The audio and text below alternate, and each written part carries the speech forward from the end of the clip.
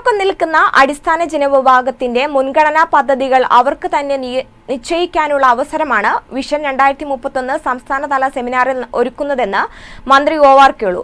സംസ്ഥാന പട്ടികജാതി പട്ടികവർഗ വികസന വകുപ്പ് Mananthavady government vocational higher secondary സ്കൂളിൽ സംഘടിപ്പിച്ച സെമിനാർ ഉദ്ഘാടനം ചെയ്ത് സംസാരിക്കുകയായിരുന്നു മന്ത്രി.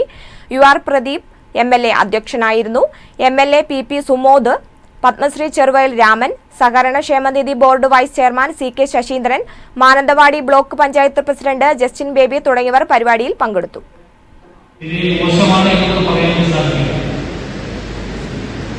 ഒരുപാട് ഡോക്ടർമാരുണ്ടായി, ഒരുപാട് എഞ്ചിനീയർമാരുണ്ടായി, ഒരുപാട് അധ്യാപകരുണ്ടായി.